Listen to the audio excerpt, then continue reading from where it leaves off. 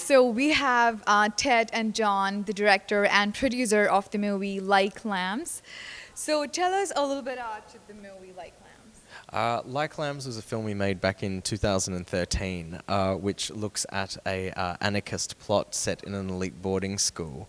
And the film was written and directed by this guy over here, Mr. Ted Marcus, and produced and sound designed by myself. Very nice. So what is a special element about this movie?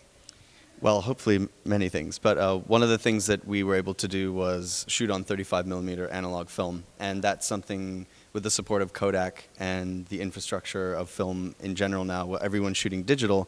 We were able to call up production and post-production houses, or pre-production houses with film stock, and we were just lucky to get the leftover film stock from 12 Years a Slave and, somewhat ironically, Wolf of Wall Street, who had just wrapped and hadn't used all their film stock, and we just happened to be at the right place at the right time, and so we were able to shoot on film for half the price, less than half the price that it would have taken to shoot on a digital system.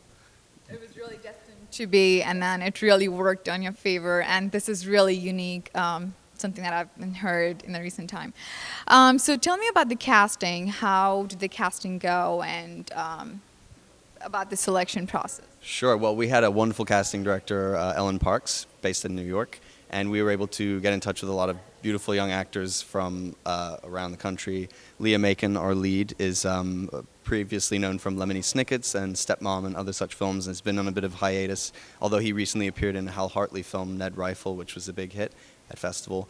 And we were just lucky to be able to work with him, Justin Chon, Connor Paolo, wonderful young talents in the industry. And this guy as well. Like, we originally had somebody cast for his role, and although I tried to convince him to play this role several months before this happened, we had an actor drop out with 3 days' notice.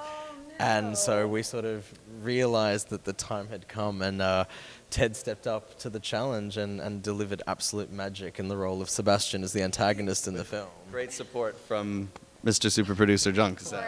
So he's done it all, writer, director, and actor. Wow, that's mind-blowing. He was also my producing partner through the film as well, like all through pre-production and developing like the ideas and how we were going to go about doing it. And we ended up editing the film together, actually under the name Solomon Belfort, in honor of Jordan Belfort, the Wall Street thief, and Solomon the slave.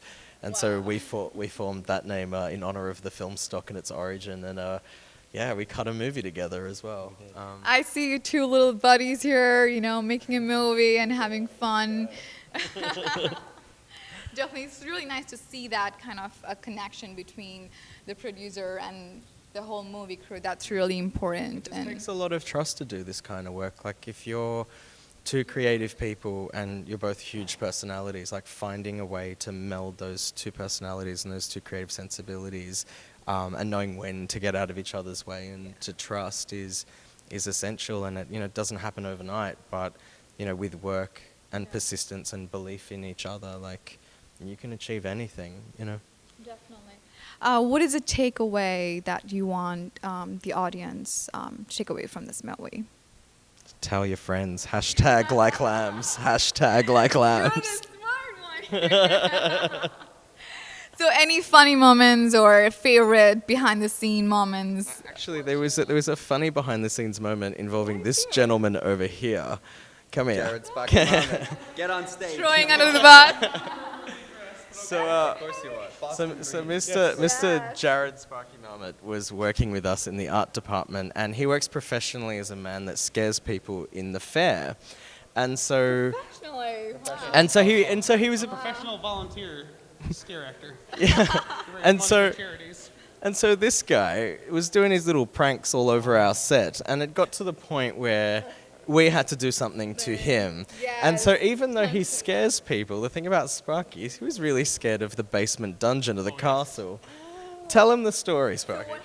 So they sent me downstairs to the dungeon where there's no lights to go and find a metal frame for a picture. So I get down there, and I'm in flashlight looking around. All of a sudden, this door falls over against the wall. And I'm like, I turn around, and no, there's this cloaked guy standing there. And I go run about 2 feet, and I realize it's one of the other producers. I'm like, and then they all come out of the cubby holes, and like, you got me. You got it. Yeah. Unfortunately, we will never ever show this tape publicly, but I promise you, it's genius. I'm sure this sounds like a fun crew, and I can't wait to watch the movie. Good luck with everything. Congratulations. Thank you. Have a good one.